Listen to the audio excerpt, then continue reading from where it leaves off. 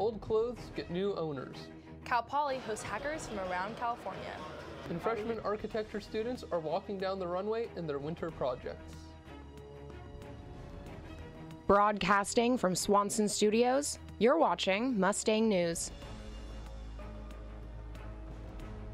Hello and welcome to your latest edition of Mustang News. Today is Monday, February 4th. I'm Jay Serrano. And I'm Hallie Silva. Thank you for joining us. Cal Poly's student government is working to encourage students to become more environmentally conscious about what they wear. ASI held a clothing swap to encourage students to be more sustainable. Thrifting has become trendy in recent years as people learn about the environmental cost of clothes. I think people just appreciate reducing, reusing, recycling. It's obviously a really cost-effective way to shop. It's eco-friendly, and people can find kind of hidden treasures and things that they wouldn't normally find at like a regular store. Clothing was collected at resident halls, front porch, and the Orfalea College of Business. Students could grab up to 2 items and more if they donated some of their used clothes. ASI plans to do another clothing swap in spring quarter. Student coders, designers, and entrepreneurs from across the state came together at Cal Poly for the second SLO Hackathon.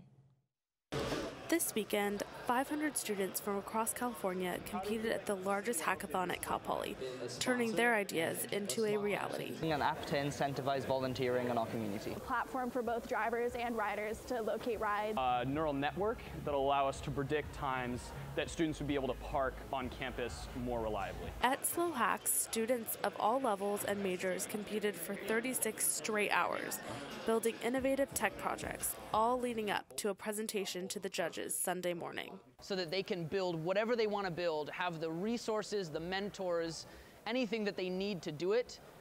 We can teach them the skills to do it, and they can do it all right now in this weekend. Computer science junior Andrew Puleo and his team spent the hackathon building an app where users get a recipe after taking a photo of ingredients they have on hand. So they just give you all the tools and the space to create. We checked in with Puleo before his team left for the night. I'm feeling pretty stressed where things are coming down to the wire. Submissions are due at 8 and 8 a.m. and that's earlier than I wake up normally. You can upload. Along the way, participants got to hear from major tech sponsors like Google, Network, win prizes like AirPods and smart home kits, and learn about the latest technology startups are using. A few even found time to catch some Z's. Leading up to the final hours, around the room, teams were confident heading into judging. Had a lot of big pieces come together this morning after a good night's sleep that really were not coming together last night, but on a bit of rest, we made a lot of progress. So. In the end, a 2-player game called Line Fighter took first prize. Working in a lab is one thing, but actually coming to a hackathon and building something from scratch that solves a problem that you want to solve is really learn by doing to the extreme. But what happens is Kate Hardesty, Mustang News. Freshman architecture students are taking the Learn by Doing motto to a new level, learning by modeling. While other students are busy with midterms, first-year architecture majors are taking to the runway for their winter project titled Humans. Students enrolled in ARC 132, Design and Visual Communication, participated in a fashion show where they displayed paper wearables that showed different types of movement in relationship to the environment. So this project is called Humans, and we did a lot of studying about how a person relates to a site that they're in and how the body moves within that site. And so by the end of it, as the class, we designed a wearable that was constructed out of paper, and that we could wear that would accentuate some sort of feature or attribute about the body and how it related to the place that you're in. The construction process varied by person, but students spent anywhere between 1 to 20 hours building their wearables. When they first introduced the project, I was confused. I didn't really know what it was, and I thought it was kind of weird. I didn't really think it related to architecture that much, but as we got into it, I actually started to really enjoy it, and I really liked building all of the things that we made for it. And I'm really happy with the end result too. ARC 132 is the second part to a 3-part course. The class focuses on the issues, processes, and skills pertaining to the design and visual communication of architecture. You know, it's midterm week, and my friends asked me, what midterms do you have? I was like, oh, I have calculus and a fashion show. That's my week, and that's so fantastic. Caitlin Scott, Mustang News. Now to Olivia for a look at this week's weather. Stick around after the break and find out whether it will rain or shine on the Central Coast. The movies, they know the best way to travel is safely. To keep your child safe, be sure to use the right car seat for their age and size. Exactly. Hollywood, here we come! The Atom has arrived. Have a seat, my dude. For more information on finding the right seat, visit nhtsa.gov/the right seat. Impressive. Brought to you by the National Highway Traffic Safety Administration and the Ad Council.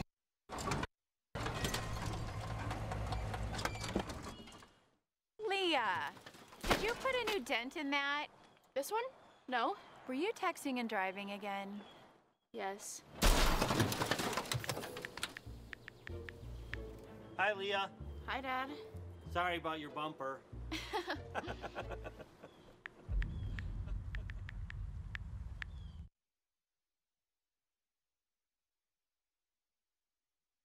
Hey, Bobo, do trees tell each other stories? I'm sorry. I'm afraid I don't know that. Hey, why don't we go find out? Listen. Can birds draw pictures? I don't have an answer for that. Dad, do stars visit their friends? Look!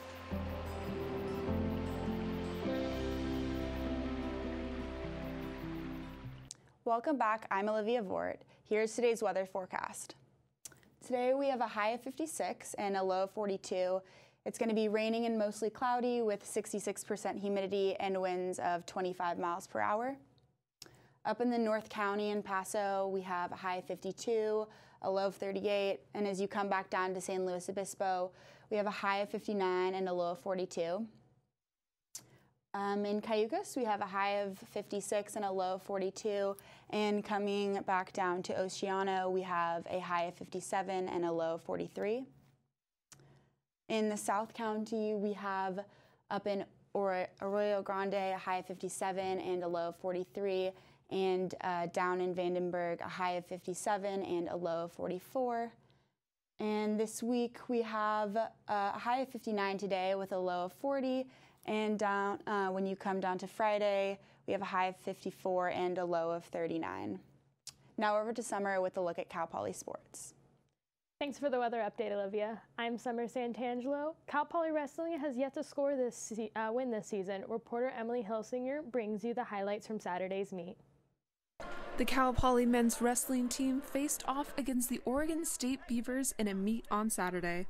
The Mustangs lost 37-10 as the Beavers parlayed 3 falls and 4 major decisions. Cal Poly Wrestling is now 0-5 in the Pac-12 conference. The team has 7 freshman starters, making them the youngest college team in America. While they have yet to win a meet, Coach John Sedaris is staying positive, seeing the season as an opportunity for the new players. What we do is we try to focus on individual performances and just making sure we're getting better every week. So this has been a big learning experience for many of our freshmen. Junior Tom Lane was one of 2 Mustangs to win a match, defeating one of the Beavers 15-2. Lane has won 8 of his past 9 bouts. The 197-pound player shared his goals for future meets. For me is get back to the national tournament, try to become an All-American this year. I think I can do it. I mean, I was right in the coach's poll that just came out, so I make sure I keep winning. I mean, I'm on like a pretty good streak lately, so I just keep it going, keep getting wins. Cal Poly Wrestling faces off against Fresno State on Saturday and the Air Force on Sunday. For Mustang News, Emily Hilsinger. When we come back, stay tuned for new offerings around SLO. Do you want to retire like a champ? Just like legendary basketball star Uncle Drew? Don't do it like that, Uncle Drew! You're already acing the game. You've got your dream ride. Don't be slamming my door. Sorry about that. You just did the same. Gotta get the boys. Your dream vacation and your dream team. And now you can make your retirement just as legendary. I get buckets. Get the tips you need to get on track at acretirement.org.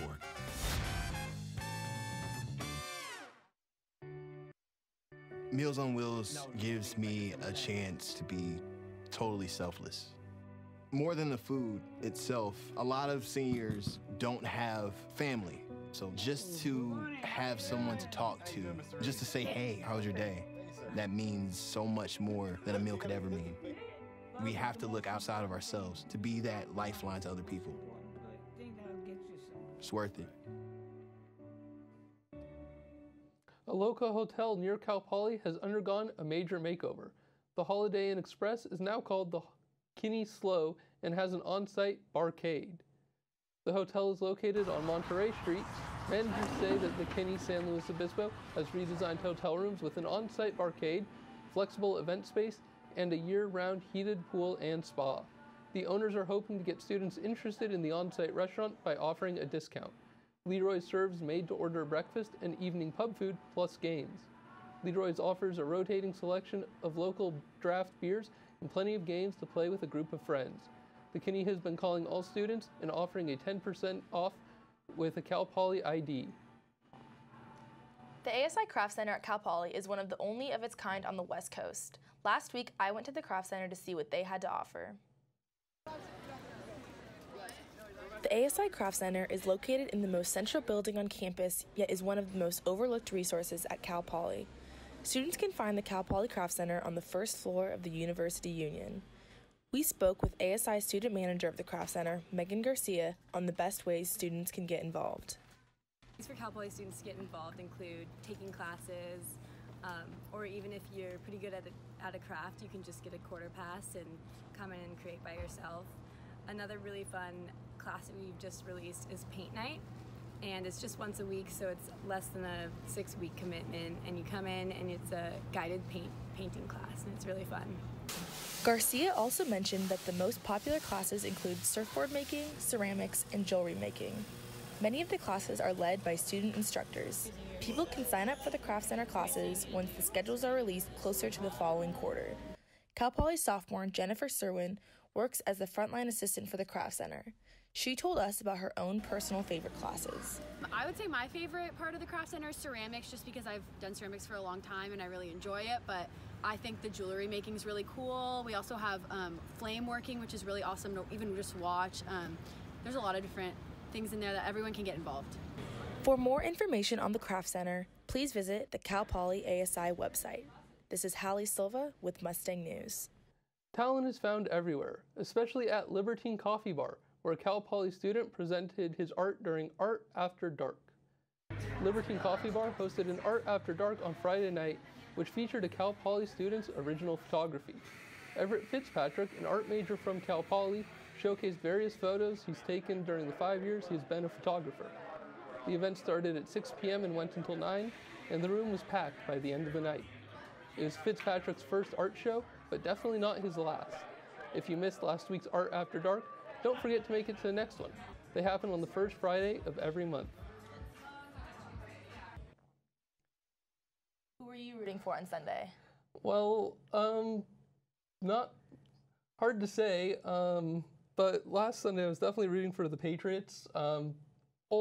Longtime fan, so it was great to see them pull out, well, I guess another win. Good for you. Are you even a fan because of your family? Little bit. So I'm from the Bay Area. Brady's from the Bay Area. Kind of started there and just grew over 19 years. So thanks for joining us on today's episode of Mustang News. I'm Jay Serrano.